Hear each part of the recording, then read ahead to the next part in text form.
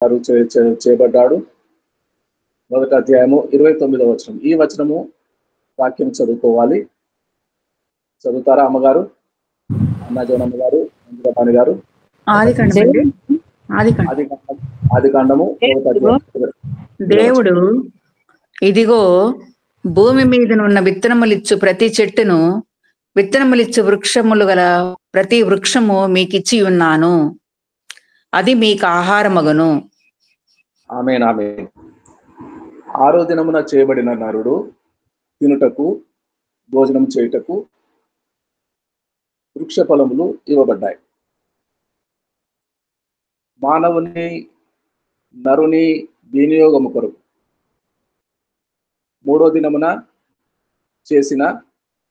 తయారు చేసిన నిర్మించిన వృక్షము ఫలములు ఇవ్వాలి. ఆ ఫలములు ఆరగించాలి. నరుడు పోషింపబడాలి. How great is the plan, God's perfect plan. 3 రోజులు ముందుగా ఫలించుటకు సిద్ధముగా ఉన్న వృక్షములు 6వ దినమున నరుడు పుడతాడు, నరుడు నిర్మిస్తాడు దేవుడు. 6వ దినమున నరుణ్ణి చేయబోతున్నాడని దేవుడు మొదటి దినము సృష్టి, 2వ దినమును సృష్టి, 3వ దినమును సృష్టి. ఆ 3వ దినపు సృష్టి జరగక ముందే దేవునికి తెలుసు. వృక్షములారా చక్కగా ఏపుగా పెరగండి, ఫలములు ఫలించండి. 2 రోజుల తర్వాత 6వ దినమున మీ ఫలములు భుజించు, ఆరగించు నరుడు వస్తాడు, నరజాతి వస్తుంది అని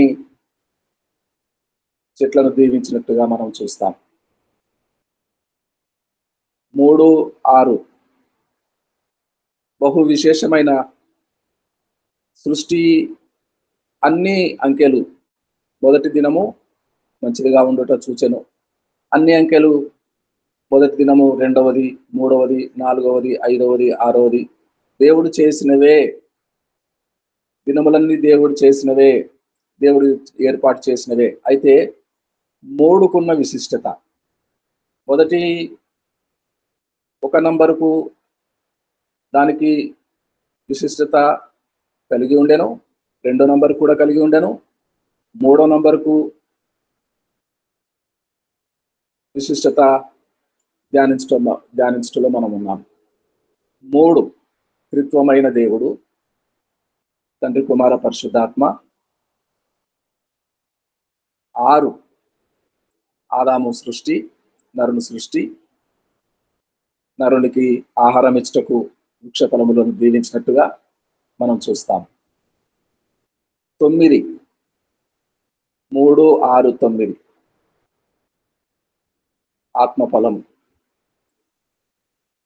ఆత్మఫలము, నవరసభరితమైన ఆత్మఫలం. గలతీ పత్రిక 5వ అధ్యాయము 22లో చూస్తాం. అలాగే 12, 3 తర్వాత 6 తర్వాత 9, 12 మంది శిష్యులు, 12 మంది నీటి బుగ్గలు, 12 మంది గోత్రకర్తలు. ఈ విధంగా 12కున్న కృపావరములు 12.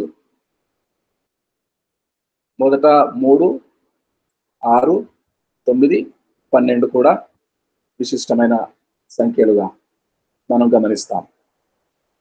ప్రియులారా,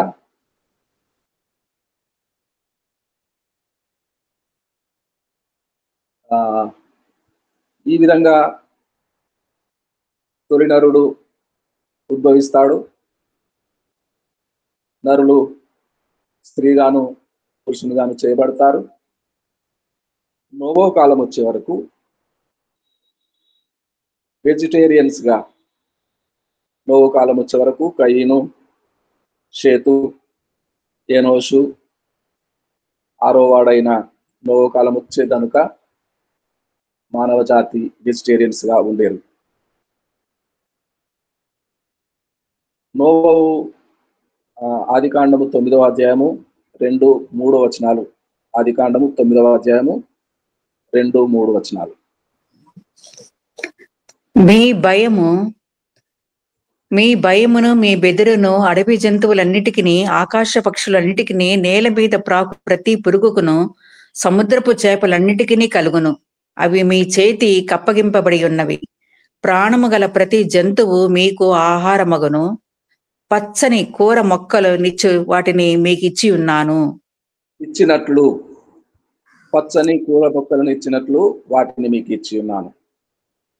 కూర మొక్కలు మాత్రమే తినుచుండిన నోవహు వరకు ఉండిన తరం. మనుషులందరూ, మానవ జాతి వెజిటేరియన్స్. కూర మొక్కలు, ఫలములు, ఫ్రూట్స్ మాత్రమే ఆరగించేవారు. నోవహు వచ్చిన తర్వాత ఆకాశ పక్షులు, చేపలు, జంతువులు, ఆయా జంతువులు, కూరకు ఉపయోగపడే జంతువులు,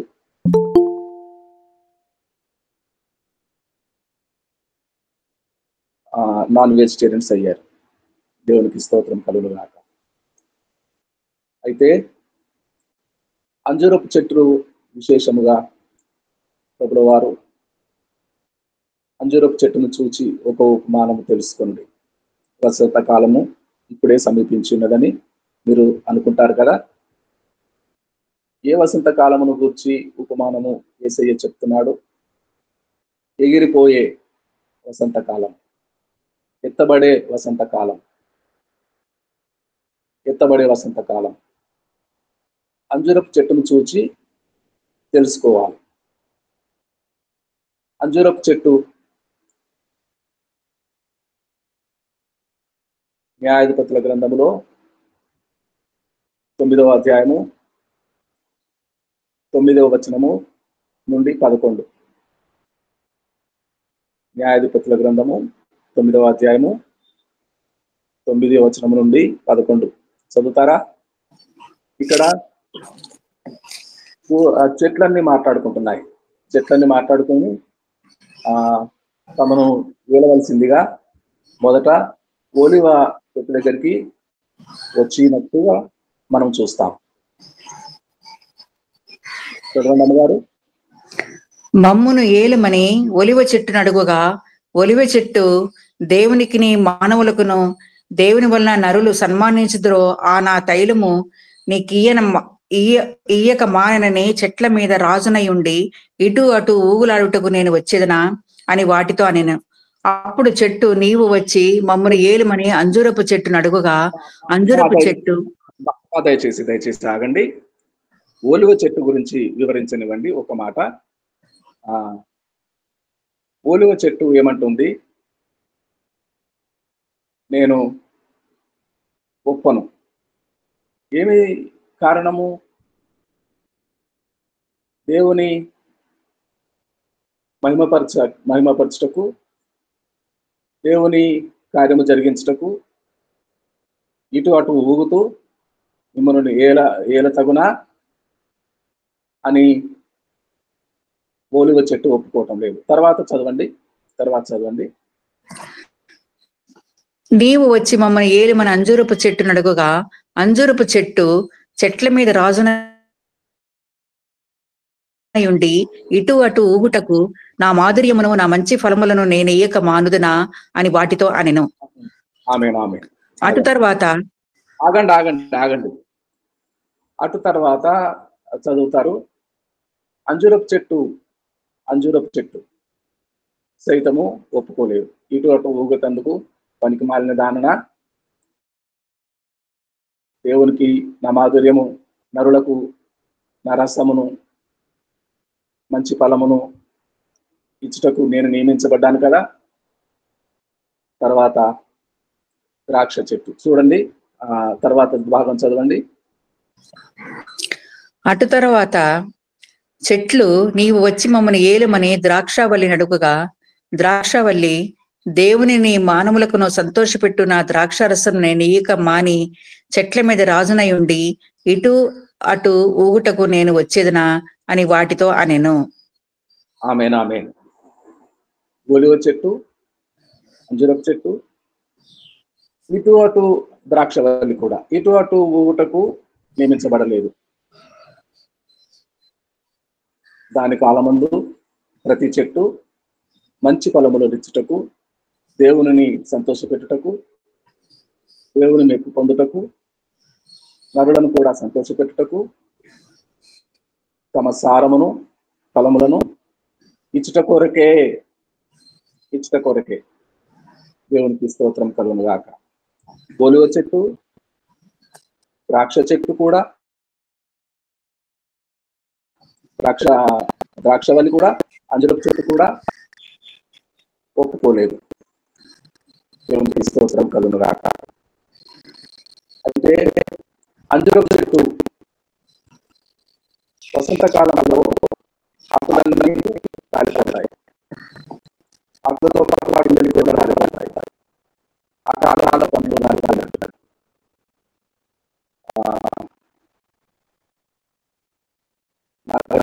గారు జ్ఞాపకం చేస్తుంటారు. అకాల పనులు రాలిపోయినట్టు ఆకులన్నీ రాలిపోతాయి, పిందెలు కూడా రాలిపోతాయి. ఫలము వాడిపోయిన ఫలములు, మిగిలిపోయిన ఫలములు ఉంటే రాలిపోతాయి. పండ్ల కాలం కాదు. అయితే చిగురించు లేత చిగురులు అప్పుడప్పుడే చిగురిస్తూ ఉంటాయి. చిగురు పెట్టు చెట్లు, అన్ని చెట్లు చిగురు పెడతాయి. వసంతకాలం వచ్చినప్పుడు అన్ని చెట్లు తొలుత ఆకులు కనపడతాయి. చిన్నగా చిగురు లేలేత ఆకుపచ్చ రంగులో, లేలేత వర్ణంలో చిగురిస్తూ ఉంటాయి. చిగురించిన ప్రతి అంజూరపు చెట్టు, దాని ఆకులు, అంజూరపు చెట్టు విశేషం ఏమంటే ఆకులు చిగురిస్తాయి. ఆకుల వెనక భాగంలో ఈనెలు వేసేటప్పుడు అప్పుడే పిందెలు కూడా కనపడతాయి. ఎన్ని ఆకులు ఉంటాయో అన్ని పిందెలు, అన్ని కాయలు. ఆకున కాయ, పిందె, అన్ని ఆకుల చాటున పిందెలు కూడా. మొదట చిగురించిన ఆకులు, కొద్ది రోజుల తర్వాత పిందెలు, పువ్వులు, పిందెలు. అంజూరపు చెట్టు మార్కు సువార్త 11వ అధ్యాయము 13వ వచనం. మార్కు సువార్త ఆకులు గల ఒక అంజూరపు చెట్టును దూరము నుండి చూచి దాని మీద ఏమైనాను దొరుకునేమో అని వచ్చెను. దాని యొద్దకు వచ్చి చూడగా ఆకులు తప్ప మరి ఏమియో కనబడలేదు. ఏలయనగా ఆగండి, చదువుతారు కానీ ఆగండి. యేసయ్య ఆకలి కొంటాడు, అంజూరపు చెట్టును చూస్తాడు, దాని ఫలములను ఆశిస్తాడు. ఆకులు గల అంజూరపు చెట్టు, అది ఆకులు గల అంజూరపు చెట్టు. బోడి గ్రీష్మకాలములో ఆకులన్నీ రాలిపోయిన అంజూరపు చెట్టు కాదు. పచ్చగా ఆకులు నిండుగా కలిగిన చెట్లు. అప్పుడు దాని యందు ఏమీ దొరకలేదు. అప్పుడు దాని యందు 20-21 కూడా చదవండి అన్నజనమ్మ గారు. 20-21 కూడా అదే అధ్యాయంలో, మార్కు సువార్త 11వ అధ్యాయము 20 వచనం 21 వచనం. ప్రొద్దున వారు మార్గమున పోవచుండగా ఆ అంజురపు చెట్టు వ్రేళ్లు మొదలుకొని ఎండియుండుట చూచిరి. అప్పుడు పేతురు ఆ సంగతి జ్ఞాపకం నాకు తెచ్చుకొని, బోధకుడా, ఇదిగో నీవు శపించిన అంజూరపు చెట్టు ఎండిపోయినని ఆయనతో చెప్పెను. ఆమేన్, ఆమేన్. అంజూరపు చెట్టు ఎండిపోవుట. బహుశా యేసు శపించిన అంజరపు చెట్టే మొట్టమొదటిసారిగా చెట్ల ఉనికి మూడో దినపు సృష్టి జరిగిన తర్వాత ఈ అంజరపు చెట్టే శపించిన అంజరపు చెట్టే ఎండిపోయినట్టుగా చూస్తాం. అంజరపు చెట్టు స్వభావము, లక్షణము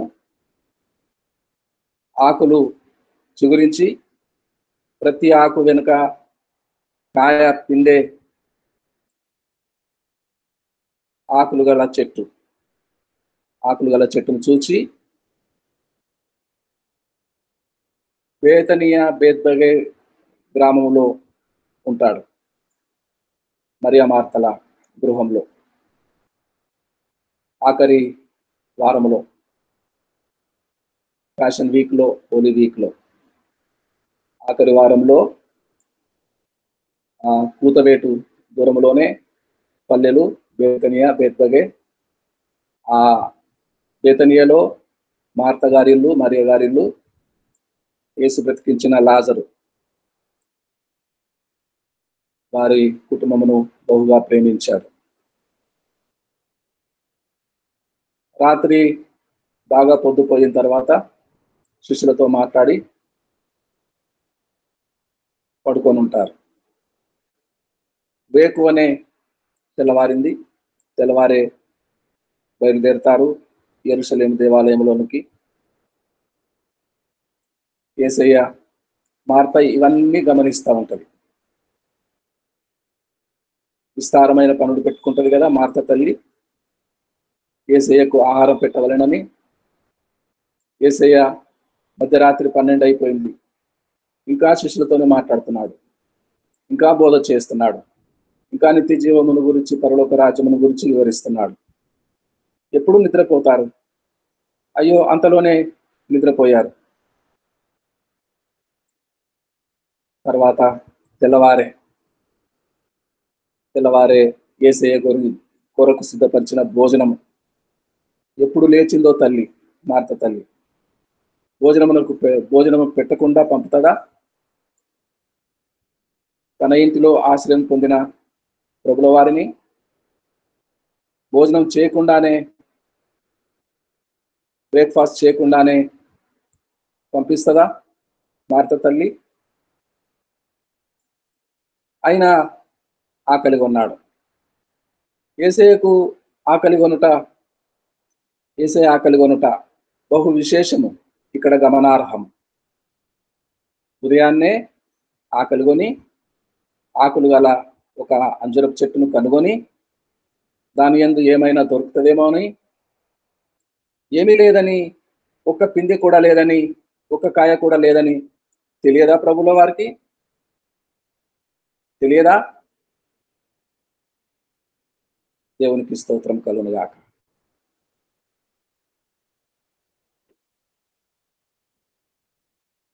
ఇక్కడ ఒక మాట జ్ఞాపకం చేస్తాను.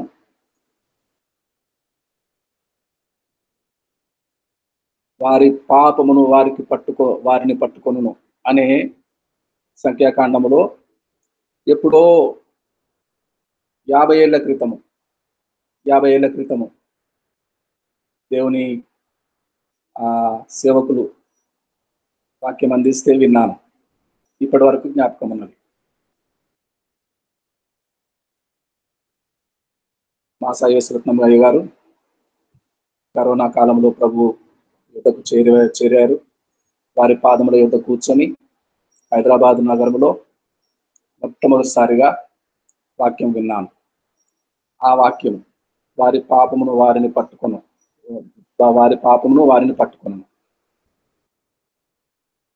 పాపమే పట్టిస్తుంది అనే వాక్యం విన్నాను. ఆ తర్వాత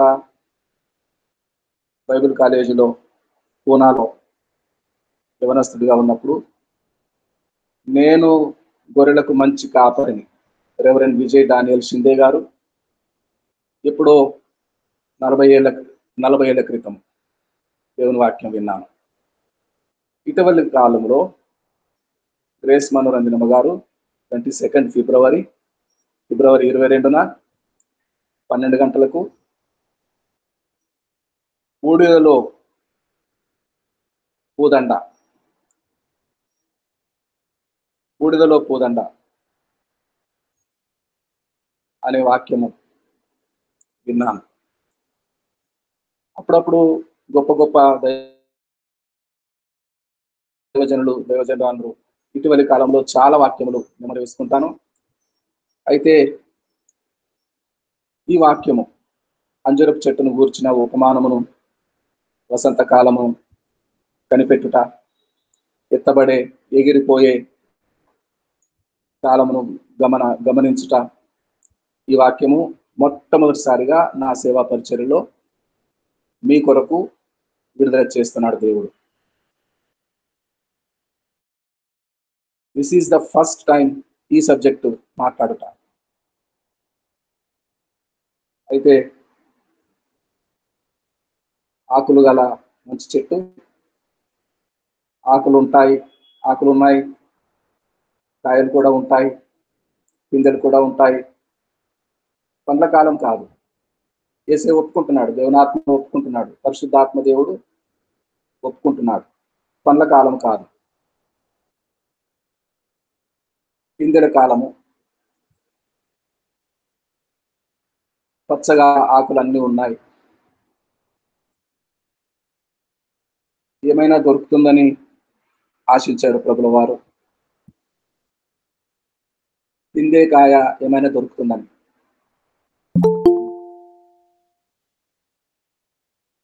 ప్రియులారా,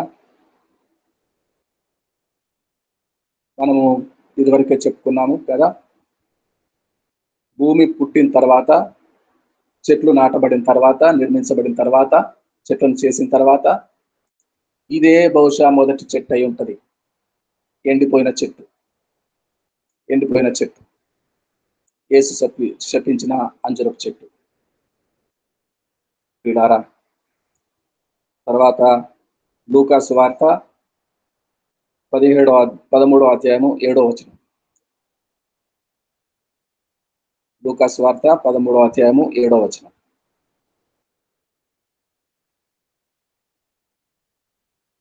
లూకా సువార్త. అన్నజోనమ్మ గారు మీట్లో ఉండిపోయారమ్మా. చదువుతానండి. గనుక అతడు, ఇదిగో 3 ఏండ్ల నుండి నేను ఈ అంజూరపు చెట్టున పండ్లు వెతకవచ్చుచున్నాను, కానీ ఏమీ దొరకలేదు. దీని నరికి వేయము, దీని వలన ఈ భూమియు ఏల వ్యర్థమైపోవాలని ద్రాక్ష తోట మాలితో చెప్పెను. ఆమేన్. 3 ఏళ్లుగా వచ్చుచున్న యజమాని,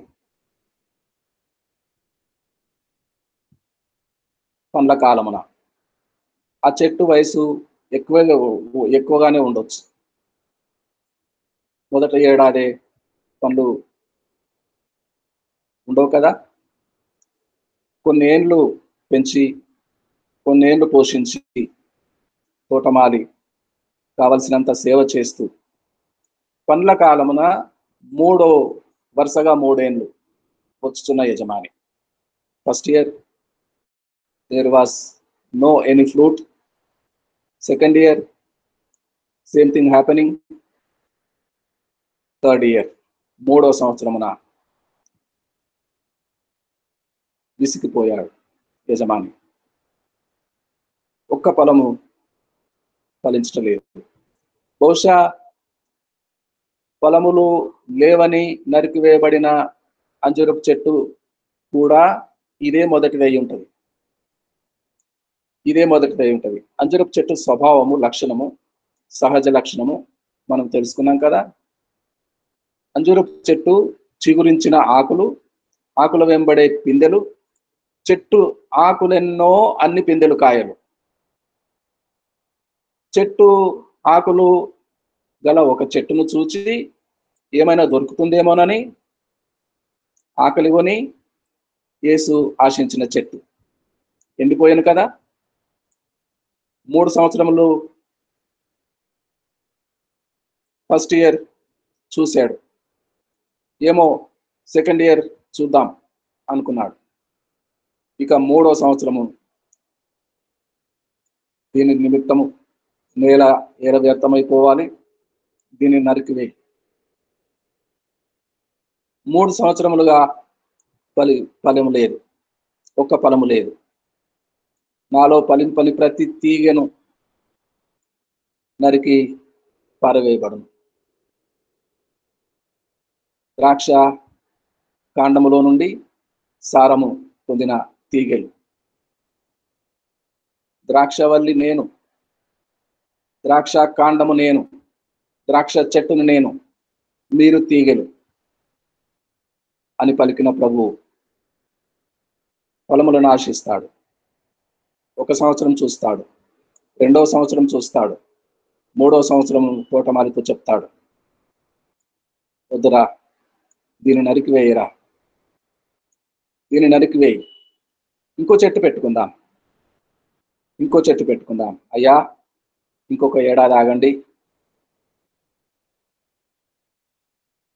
అని తోటమాలి వేడుకున్నట్టు. సరే, అది చూద్దాం అని తోటమాలి ఆ విన్నపమును, అభ్యర్థనను అంగీకరించిన యజమాని 3వ ఏడు తర్వాత నిశ్చయముగా ఆ చెట్టు నరికి వేయబడుతుంది. నిశ్చయముగా ఫలింపని తీగను నరికి అవతల పారేస్తారు, అగ్నిలో పారేస్తారు, కాల్చివేయబడుటకు. Now this is the third year. This is the third year.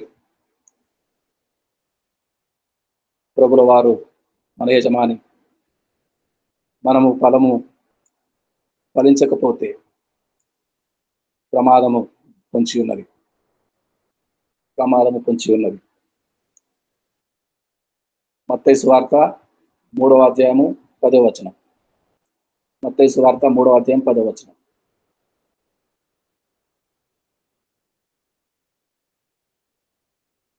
మత్తయి సువార్త 3:10. ఇప్పుడే గొడ్డలి చెట్టు వేరున ఉంచబడి ఉన్నది గనుక మంచి ఫలములు ఫలింపని ప్రతి చెట్టును నరకబడి అగ్నిలో వేయబడును. ఇక్కడ యోహాను గారి ఉద్దేశము, బాప్తిస్మం ఇచ్చే యోహాను గారి ఉద్దేశము చెట్ల గురించా చింత? చెట్ల గురించా?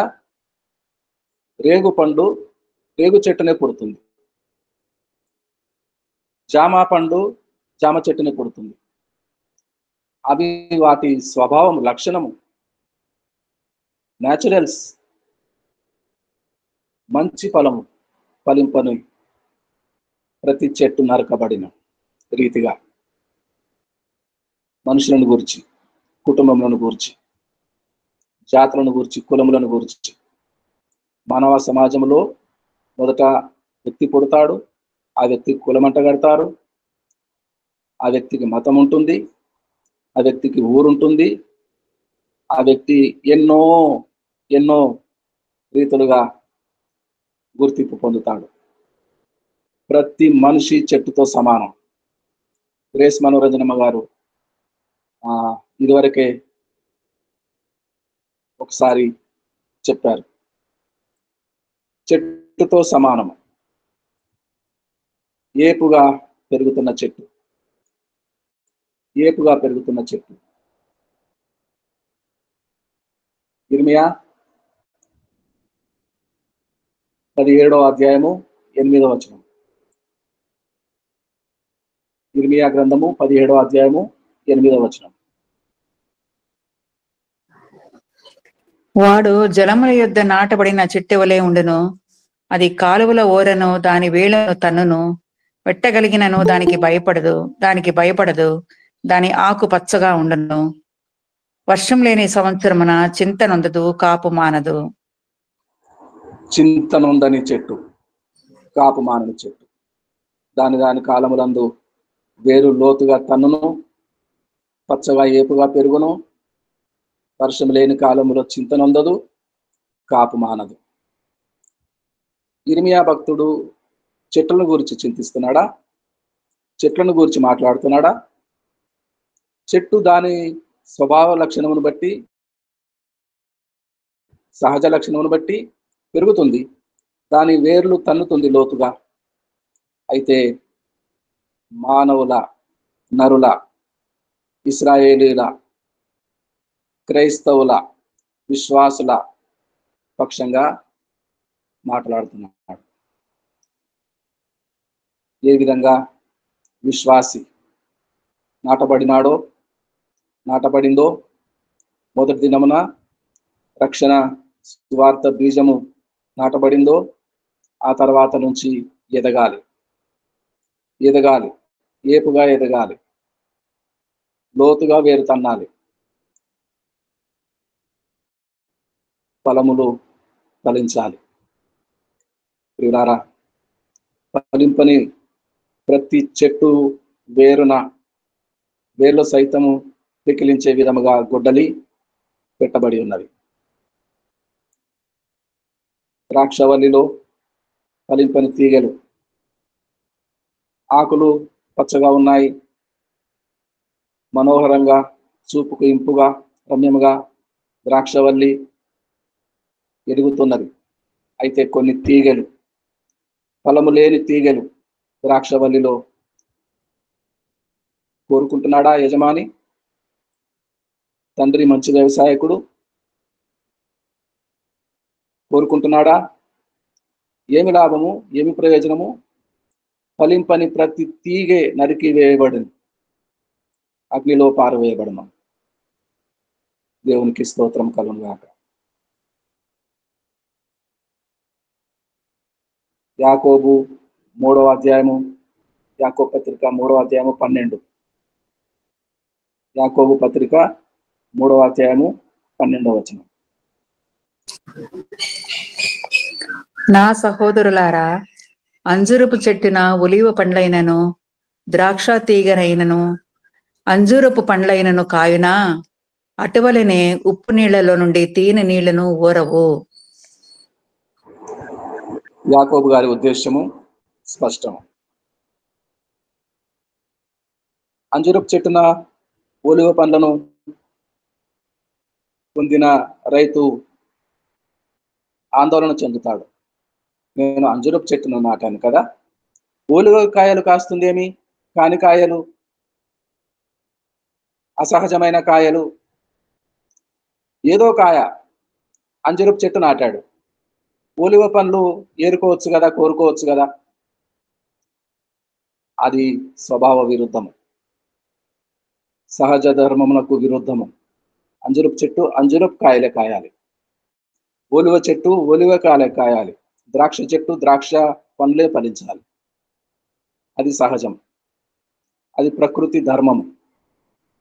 ప్రకృతి ధర్మమునకు విరుద్ధముగా, దేవుడు నియమించిన సహజ ధర్మమునకు విరుద్ధముగా చెట్టు ఒకటైతే కాయ ఒకటి, చెట్టు ఒకటైతే కాయ ఒకటి. చెట్టు అంజూరపు చెట్టు, ఒలివ కాయలు.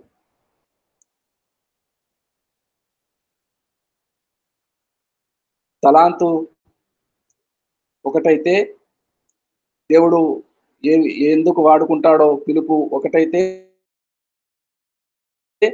సేవ ఒకటి, పరిచర్య ఒకటి. బోధకుని పిలుపు ఉన్నదా? బోధ చేయుటలో ప్రయాసపడదాం. ఆరాధన నడిపించే పిలుపు ఉన్నదా? చక్కగా వాయిద్యాలు సమకూర్చుకుందాం, ఆరాధన చేద్దాం. ప్రవక్త పిలుపున్నదా? ప్రవచనము చెప్పుదాం. పిలుపులు నానా రకములు. అయితే ఏ పిలుపున్నదో ఆ ఫలమే ఫలించాలి, ఏ పిలుపున్నదో ఆ తలాంతునే ఉపయోగించాలి. దేవునికి స్తోత్రము కలుగును గాక. ఒక కాలము, అంత్యకాలము. ప్రకటన గ్రంథము 7వ అధ్యాయము 1వ వచనం. వాయువులను పట్టుకొని ఉన్న దూతలు. ప్రకటన గ్రంథము 7వ అధ్యాయము 1వ వచనం.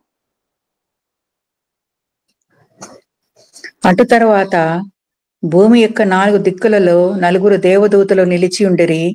భూమి మీదనైనను సముద్రం మీదనైనను ఏ చెట్టు మీదనైనను గాలి వీచకున్నట్లు భూమి యొక్క 4 దిక్కుల వాయువులను పట్టుకొని ఉండగా చూచితిని.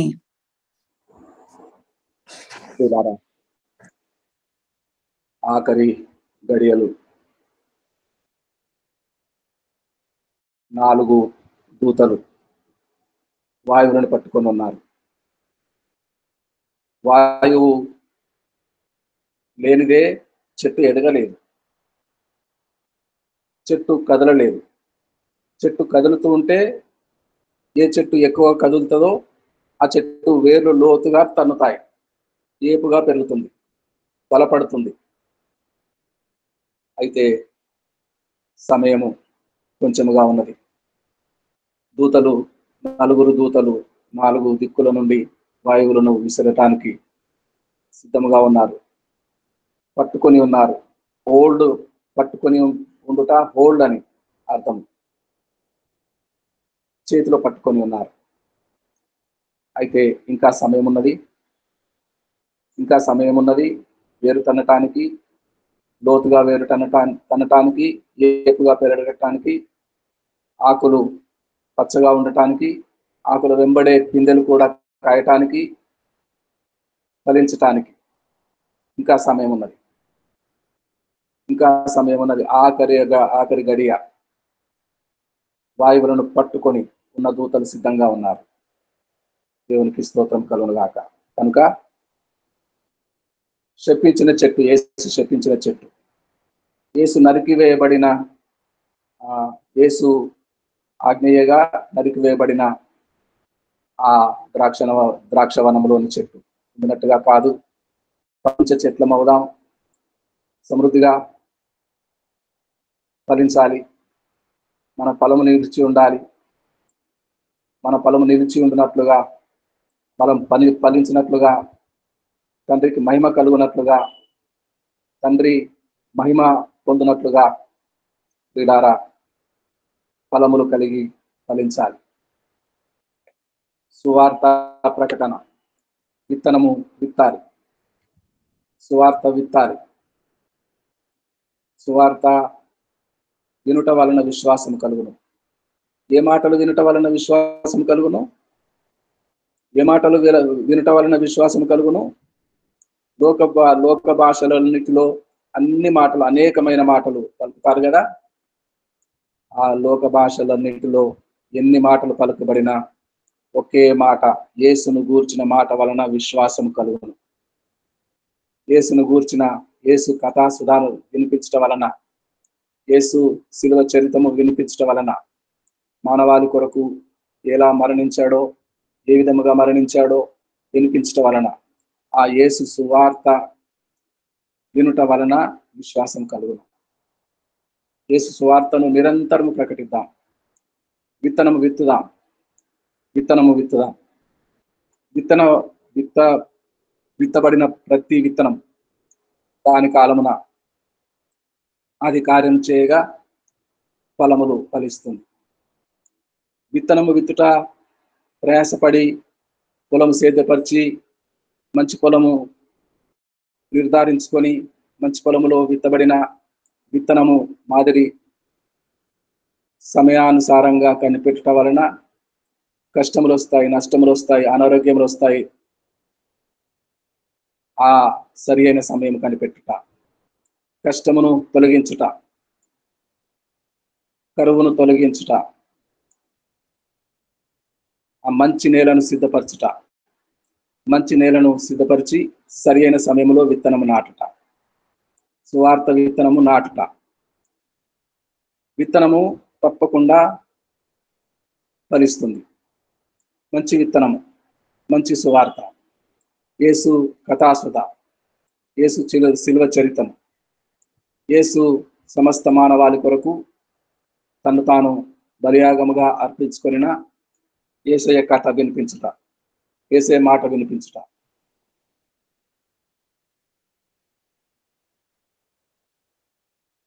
రైతు విత్తనం విత్తుతాడు, పొలం సేద్యపరుస్తాడు. ప్రియులారా,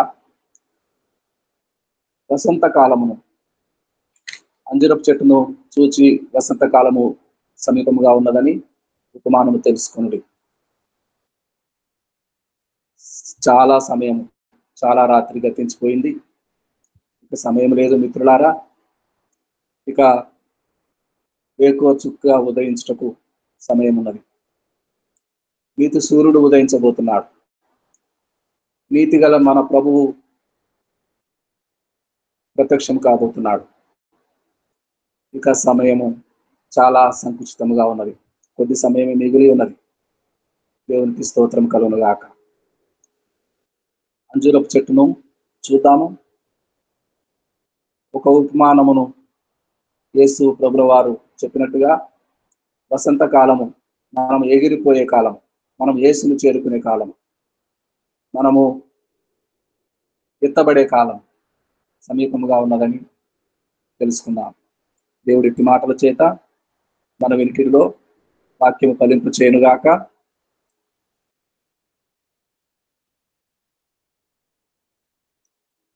ఎవరు ప్రార్థన చేస్తారు? అబ్రహాం లింకన్ గారు ప్రార్థన చేస్తారు.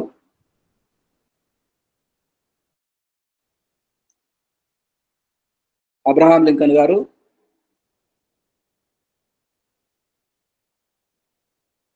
అబ్రహాం లింకన్ గారు. అయ్యగారు నేను బయట ఉన్నానండి, వైజాగ్ లో ఉన్నాను. ఆచార్య గారు ఉన్నారు.